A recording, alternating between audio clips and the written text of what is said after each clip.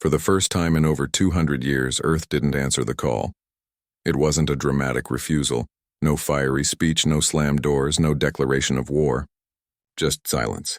The kind of silence that starts small like a missed phone call, but quickly grows into something heavier, stranger, and far more unsettling when it comes from a planet that's always been there, always responded, always played its part. The message had come through the usual channel, a secure quantum burst, the fastest and most reliable method across interstellar distances. It was addressed to the United Earth Directorate, the body that represented humanity in galactic affairs. The request was urgent. An emergency session of the Galactic Council had been called to address the sudden, aggressive movements of the Cathari hegemony along the Andromeda border. Tensions were high. Several smaller systems had already evacuated. The Council needed every voice, especially Earth's, but Earth said nothing. At first, no one panicked. Maybe there'd been a delay in the relay. Maybe a solar flare had scrambled the signal. These things happened even with advanced tech. The Council's protocol allowed for a 48-hour window before follow-up. So they waited. By hour 60, eyebrows were raised. By hour 72, whispers started. On Xylos Prime, the gleaming, multi-species hub where the Council convened, diplomats from dozens of worlds exchanged uneasy glances in the grand atrium. The humans were never late. Not like this. They might argue, they might push back, they might take days to draft a carefully worded statement, but they always acknowledged receipt. Always. Now, nothing. A junior aide from the methane-breathing Xanthari delegation nervously tapped his clawed fingers against his datapad. Could it be an internal crisis? He asked his superior. Civil unrest? A coup? Unlikely, came the reply.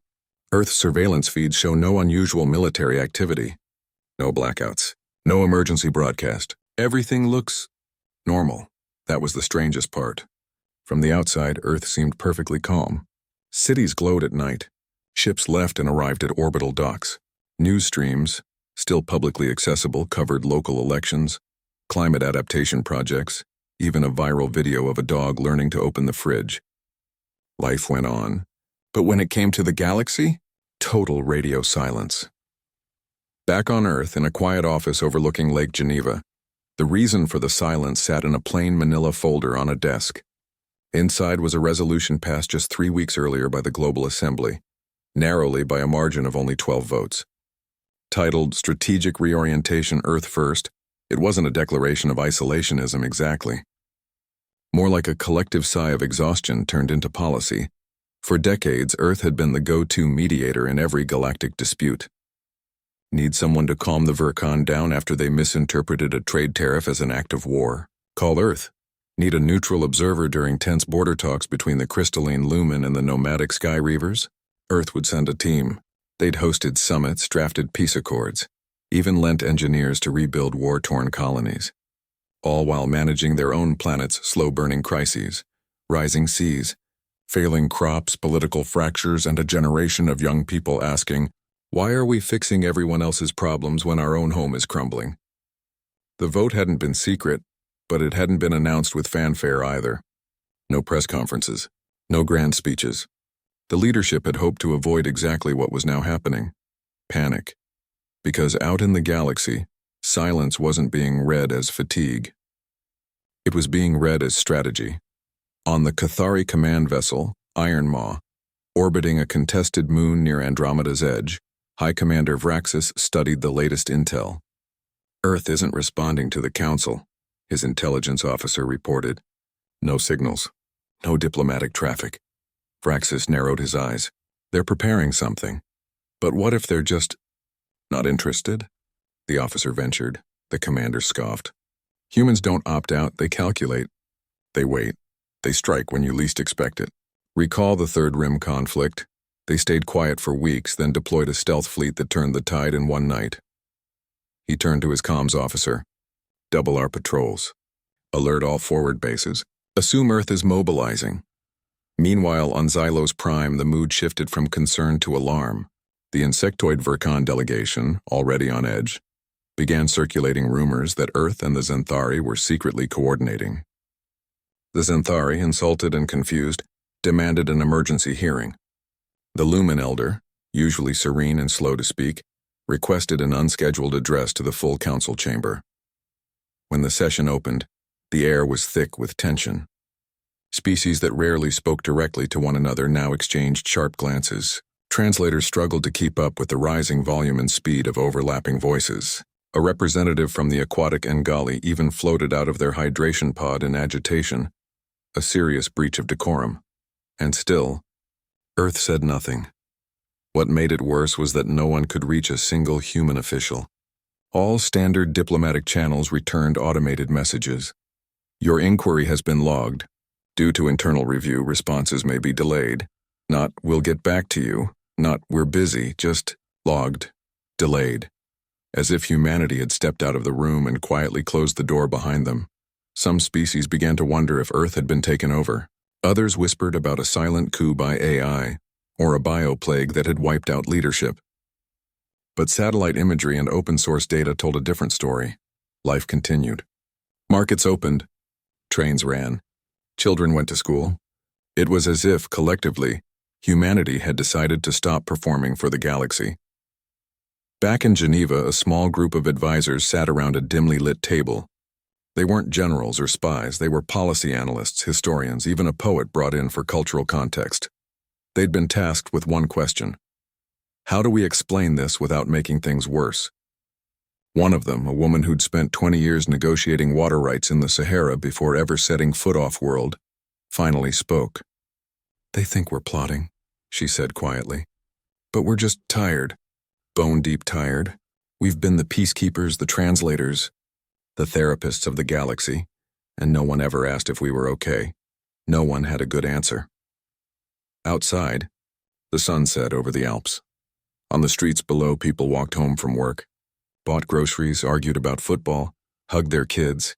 None of them knew that, light years away, their planet's silence was being interpreted as the first move in a war no one wanted, and that was the real tragedy. Earth hadn't turned its back on the galaxy out of anger or ambition. It had simply reached a point where it needed to breathe, to heal, to remember what it meant to be human, not just humanity's representative, but in the vast, intricate web of interstellar politics, where every pause is parsed for hidden meaning and every silence is assumed to be a prelude to action. That simple truth was almost impossible to hear, so the galaxy waited, and worried, and prepared for the worst. While on a small blue-green planet in the Orion Arm, millions of ordinary people lived their ordinary lives, completely unaware that their government's decision to say not today had just sent shockwaves through the stars. Panic doesn't spread all at once. It starts with a single uneasy thought, then another, then a dozen more, until what was once a quiet worry becomes a roaring storm. And on Xylos Prime, that storm was building fast. The Galactic Council had always prided itself on order. 1,200 years of treaties, protocols, and carefully worded declarations had kept the peace across hundreds of star systems. But none of that mattered now. Earth, the one species that never missed a meeting, never ignored a summons, never played games with diplomacy, had gone completely silent. And in the vacuum of that silence, fear rushed in. At first, it was just nervous chatter in the hallways. Maybe their comms are down, someone would say. Or maybe they're running internal elections. But as the hours turned into days, those excuses began to sound hollow. Earth's orbital traffic was normal. Their news feeds were active. Their satellites still pinged the network every 6 minutes like clockwork. This wasn't a technical glitch. This was a choice, and that made it terrifying, because Earth wasn't just another member of the Council. Over the decades, they'd become something more, a kind of anchor. When the methane-breathing Xanthari and the hive-minded Verkan nearly went to war over a disputed mining moon, it was Earth that brokered the ceasefire. When the Lumen refused to speak to anyone after their homeworld's sun dimmed unexpectedly, it was a human envoy who sat with them in silence for 3 days until they finally whispered their grief. Earth didn't have the biggest fleet or the most advanced tech, but they had something rarer: patience, empathy, and a stubborn belief that talking was always better than fighting. Now, without that voice in the room, everything felt unbalanced. In the council chamber, debates that used to take hours now spiraled into shouting matches within minutes. Old rivalries flared up. Accusations flew. The Virkan delegation insisted the Xanthari must have pressured Earth into silence, maybe even threatened them. The Xanthari shot back that the Verkan were using Earth's absence as cover to move their warships closer to neutral zones. Neither side had proof. But in a room thick with fear, proof wasn't required. Suspicion was enough. Even the usually calm Lumen Elder, whose people communicated in slow, resonant tones that could take an hour to form a single sentence, grew visibly agitated. During one emergency session, he pulsed a deep, low-frequency hum that rattled the windows, a sign of profound distress among his kind. "Humanity's silence is not empty," he finally intoned. "It is heavy, and we do not know what it carries." That line spread like wildfire through the diplomatic quarters. What was Earth carrying? A secret weapon? A new alliance? A plan to withdraw entirely from galactic affairs? Rumors multiplied faster than facts. A junior analyst in the data archives claimed to have seen encrypted Earth fleet movements near the Ort. HUD. It turned out to be a glitch in the sensor. Logs. Another swore they'd intercepted a coded message about Project Stillness. It was a weather satellite calibration pile, but by then the damage was done. Fear doesn't need truth. It just needs a story. Meanwhile, on the edges of council space, real consequences began to unfold. The Cathari hegemony, already flexing its muscles near Andromeda, saw Earth's silence as a green light. If the humans weren't going to step in, who would stop them? Their border patrols doubled. Patrol ships began accidentally drifting into neutral zones. One small colony on the fringe sent a frantic distress call after a Cathari cruiser hovered over their main settlement for 6 hours, scanning everything without explanation. Back on Xylos Prime, the Council scrambled to respond, but without Earth, they couldn't agree on anything. The Verkan wanted immediate sanctions. The Xanthari argued for quiet diplomacy. The Aquatic and Gali floated the idea of sending a joint fact-finding mission to Earth itself. But that idea was shot down fast. What if Earth saw it as an invasion? What if they opened fire? No one wanted to be the one to provoke humanity, because here's the thing no one liked to admit out loud. Everyone was a little afraid of what Earth might do if pushed too far. Not because humans were aggressive, they weren't, but because they were unpredictable in the way only a species that had survived ice ages, world wars, and near-extinction events could be. They'd pulled off miracles when cornered. They'd also walked away from power when it didn't serve their values. That kind of independence was respected and feared. As the days passed, the mood on Xylos Prime shifted from confusion to something darker, dread. Cafeterias emptied early. Diplomats stopped making small talk. Even the maintenance drones seemed to move more quietly, as if sensing the tension in the air. And still, Earth said nothing. Back home, life continued as if nothing were wrong. Farmers harvested drought-resistant crops in what used to be desert. Engineers tested floating cities in the Pacific. Teenagers argued online about music and posted videos of rescue dogs learning tricks. None of them knew that their planet's quiet pause had been interpreted as a threat by beings they'd never met, in places they'd never seen. The United Earth Directorate watched it all unfold through intelligence feeds and intercepted comms. They saw the panic. They heard the rumors. And they felt a deep, quiet sorrow, not because they'd caused it, but because they understood why it was happening. For so long, they'd been the ones holding everyone else together. Now, when they finally needed to step back and catch their breath, the whole structure wobbled. One advisor put it simply during a late-night strategy meeting. "We didn't realize how much they leaned on us until we stopped holding them up. But there was no going back now. The resolution had passed. The decision was made. Earth needed to focus on itself, for the first time in generations. Not out of selfishness, but survival. Their oceans were acidifying. Their cities were sinking. Their young people were asking, why do we keep fixing the galaxy when our own house is on fire? So they stayed silent, and the galaxy, left to its own devices, began to unravel. Not with explosions or invasions, at least not yet, but with whispers, mistrust, and the slow erosion of the fragile trust that had held so many different species together, all because one small blue planet had finally said, "Not today." And in that silence, the rest of the galaxy heard everything except the truth, that sometimes the strongest thing a civilization can do is admit it's tired and choose to rest. No one on Earth was plotting war. No secret fleets were gathering in the dark. No backroom deals were being made with alien powers. The truth was far quieter, and far more human. Deep inside a modest government building near the shores of Lake Geneva, a small group of people sat around a table that had seen better days. Coffee cups sat half-finished. Papers were stacked in uneven piles. Outside, rain tapped gently against the windows. It was just another gray afternoon on a planet that had seen too many crises and not enough rest. What the galaxy didn't know, and what no one had bothered to ask, was that Earth had simply reached its limit. For over 2 centuries, humanity had played the role of the responsible neighbor in the galactic community. When other species argued over borders, Earth sent mediators. When trade talks collapsed, Earth offered neutral ground. When a colony was hit by disaster, Earth ships were often the first to arrive with supplies, doctors, and engineers. They never asked for glory. They rarely demanded repayment. They just showed up. But showing up cost something. While Earth was helping rebuild alien cities, its own coastlines were vanishing under rising seas. While its diplomats negotiated peace on distant moons, its farmers struggled with soil that wouldn't grow food anymore. While its scientists shared clean energy tech with half the galaxy, entire regions back home still burned in summer wildfires or drowned in flash floods. And the people, ordinary people, had started to ask, why are we always giving when we're barely holding on ourselves? It wasn't anger. It wasn't betrayal. It was exhaustion. A deep, bone-weary kind of tired that doesn't shout. It just stops answering the phone. The decision to go quiet hadn't been made in a war room.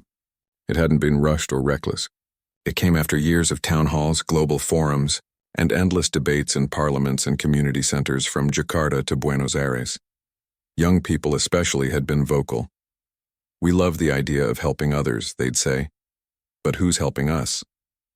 So when the Global Assembly finally voted, narrowly after 3 sleepless nights of debate, it wasn't to turn their backs on the galaxy.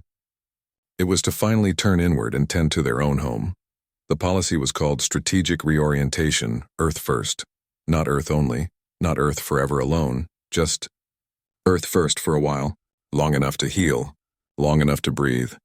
But explaining that to a galaxy that had grown used to Earth always being available, that was the hard part. Because out there among stars and strange skies, silence wasn't understood as rest. It was read as warning, as preparation, as the calm before a storm no one saw coming. Back in Geneva, the team watching the galactic reaction felt a knot tighten in their stomachs. They saw the panic spreading across Xylos Prime.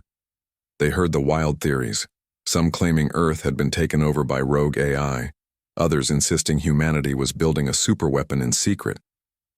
None of it was true, but the more they stayed silent, the more the stories grew. One advisor, who'd spent most of her career negotiating water-sharing treaties in drought-stricken regions, finally broke the quiet in the room. "They think we've gone dark on purpose," she said, staring at a live feed of the council chamber in chaos. "But we're not hiding. We're just healing," another nodded. "We kept saying yes for so long that no one believed we could ever say not right now. And that was the heart of it. Earth hadn't changed.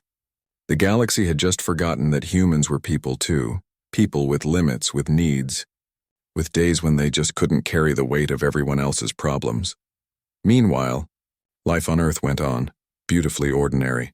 In Mumbai, street vendors sold chai under colorful umbrellas. In Nairobi, students gathered after school to work on solar-powered water purifiers. In rural Canada, elders taught kids how to plant trees that could survive in warmer climates. None of these people were thinking about the Galactic Council. They were thinking about tomorrow, about their families, about making it through another day with a little more hope than the last. That was the real story, the one no alien diplomat could see from light years away. Humanity wasn't withdrawing because it had given up on peace. It was stepping back because it wanted to survive long enough to keep offering it. But how do you explain that without sounding like you're making excuses? How do you tell the galaxy, "We need a break," when they've come to see your presence as a guarantee of safety? The leadership debated sending a message. A simple one. Just, "We're okay. We're just focusing on home for a while." But they worried it would be twisted, misread, used as proof of weakness or deception. In a system built on suspicion, even kindness could be weaponized, so they waited, hoping the panic would fade, hoping someone somewhere in that vast council of stars might consider the possibility that silence didn't always mean danger, that sometimes It just meant someone was tired and maybe, just maybe, deserved a moment of peace. Because here's what the galaxy kept missing. Earth hadn't stopped caring. It had just stopped pretending it had endless energy to give. And that wasn't a threat. It was honesty. The kind of honesty that's rare in politics, human or alien. In villages and cities across the planet, people were planting gardens on rooftops, repairing broken levees, teaching each other new ways to live with less. They weren't building weapons. They were building resilience. Not for war, but for survival. For the future. And if that meant the galaxy had to learn to stand on its own for a little while, maybe that wasn't such a bad thing. After all, peace shouldn't depend on one species always saying yes. Real peace means everyone shares the load. But for now, Earth needed to carry its own. Just for a while. And so the silence continued, not out of spite, not out of secrecy, but out of a quiet, stubborn love for the only home humanity had ever known. A home worth saving. Even if it meant the stars had to wait.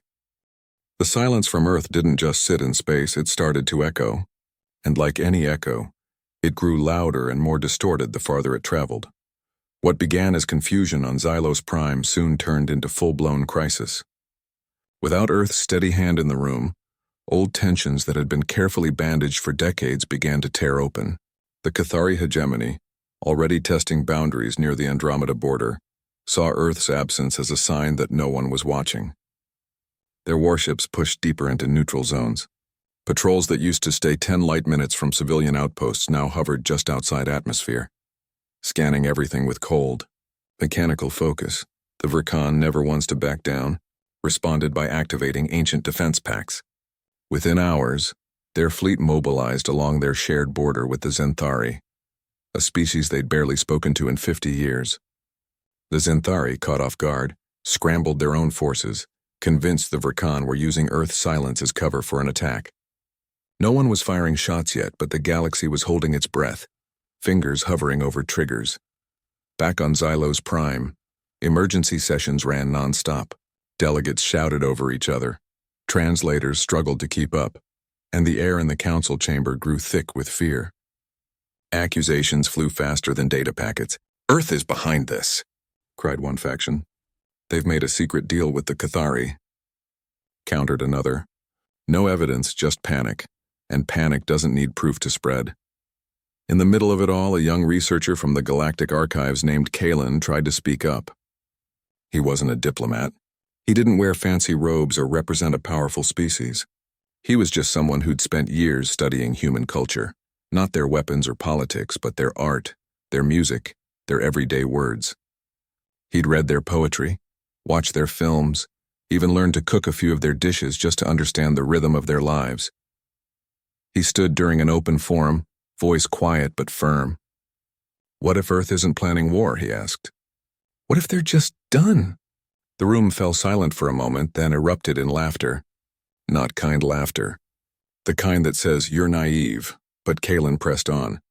He pulled up public Earth broadcasts, footage of community gardens and flooded cities, students building wind turbines from scrap metal, elders teaching children how to purify water with sunlight. "Look at this," he said. "This isn't a civilization preparing for conquest. This is a people trying to survive their own home."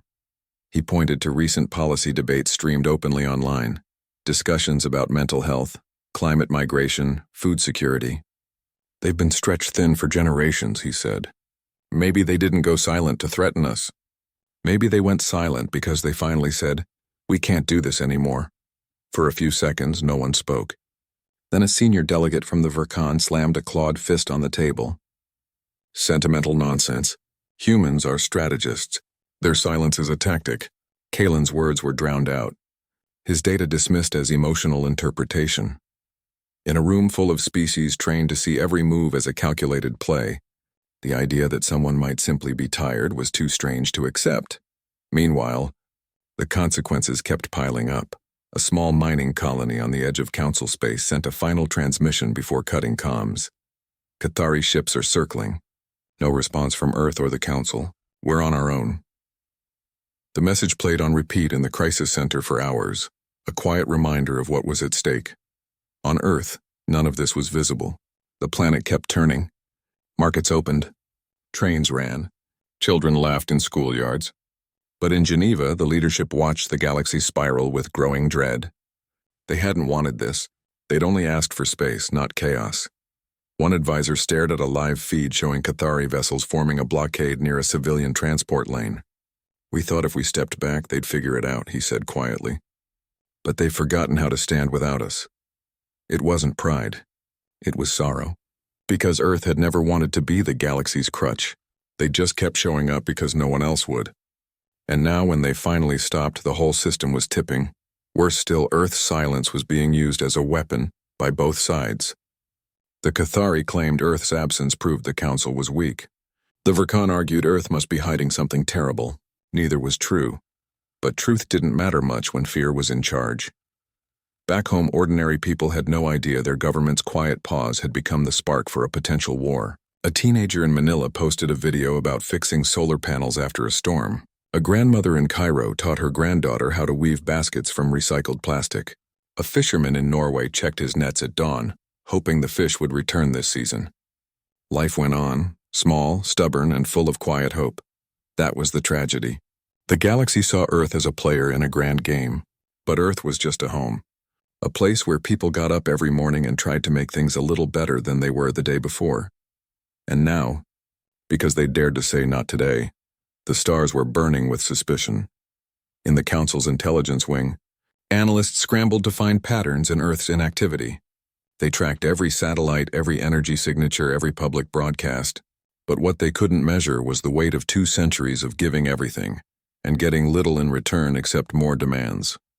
No one had ever asked Earth, "Are you okay?" No one had ever said, "You've done enough."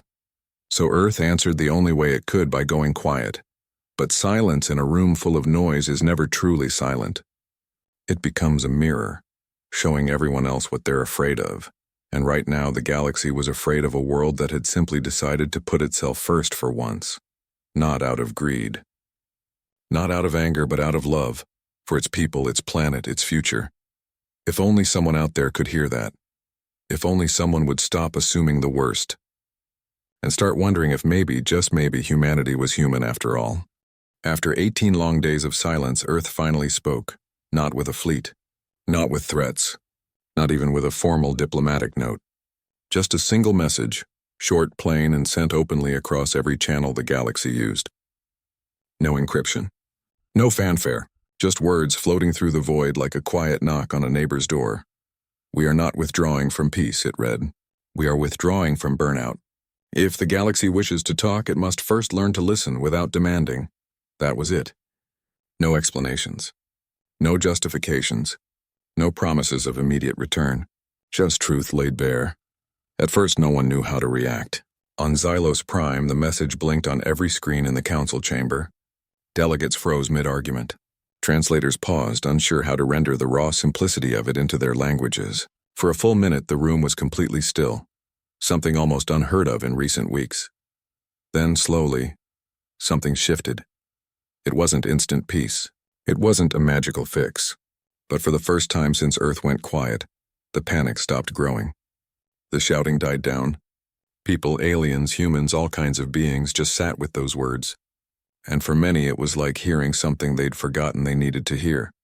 Because deep down, most of them were tired too. The Verkan delegate, who'd been the loudest voice calling for military readiness, stared at the message for a long time. Later, in private, he admitted to his aide, "We've been running on empty for cycles. We just didn't have the courage to say it." The Zenthari, who'd felt cornered and accused, found relief in the idea that Earth wasn't against them. They were just human. And humans, it turned out, had limits like everyone else. Even the Cathari High Command, watching from their warship on the edge of contested space, hesitated. Their intelligence officers had expected a declaration of war, not a confession of exhaustion. It threw off every prediction model they had. In the end, they ordered their ships to hold position, not advance, not retreat. Just, wait, back on Earth. The message had been debated for hours before it was sent. Some worried it was too blunt. Others feared it would be seen as weakness.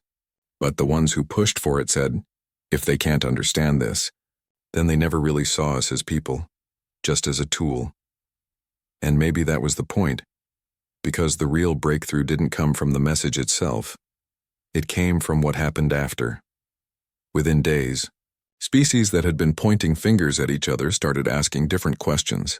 Not what is Earth hiding, but why didn't we see this coming? Delegations began sharing their own struggles. Overworked diplomats strained resources, populations weary of endless crises. The Lumen Elder, in a rare public address, spoke of how his people had once faced collapse after giving too much for too long. "We forgot to tend to our own light," he said. "Humanity has reminded us that even stars must rest." Slowly, quietly, the galaxy began to change. The Council voted, unanimously, to reform its emergency protocols. No more midnight summons with 12-hour deadlines. No more expecting any one species to carry the weight of peace alone. They created a new system. Shared responsibility, rotating leadership, and mandatory rest periods for all diplomatic teams. They even added a simple rule. Before calling an emergency session, ask, "Is this truly urgent or just urgent for us?" It wasn't perfect. Old habits don't vanish overnight. But it was a start. Earth didn't rush back to the table. They took their time. Let the reforms settle. Let the galaxy prove it could stand without leaning on them. And when they finally returned, not with fanfare but with a small delegation to observe a routine trade meeting, it wasn't as saviors or mediators, just as equals, as partners, and that felt different, better. Because real peace isn't built on one side always saying, yes. It's built when everyone learns to share the load and respect when someone needs to step back. On Earth, life kept moving forward. Rooftop gardens bloomed in cities once choked by smog. Coastal communities tested floating neighborhoods designed to rise with the tides. Kids in classrooms learned not just math and science, but how to listen, how to care, how to say "I need a break" without shame. And out in the stars, something new began to grow, not fear, not suspicion, but understanding. The galaxy hadn't lost Earth. It had almost lost sight of what Earth really was. Not a tool, not a shield, not an endless source of solutions, but a home. A home full of people who loved, worried, hoped, and sometimes just needed to sit quietly for a while. In the end, the silence hadn't broken the galaxy. It had healed it by forcing everyone to look in the mirror and ask, are we asking too much of others because we're afraid to face our own limits? And maybe, just maybe, that was the most human lesson of all. Because peace doesn't come from never stopping. It comes from knowing when to rest and having the courage to say so.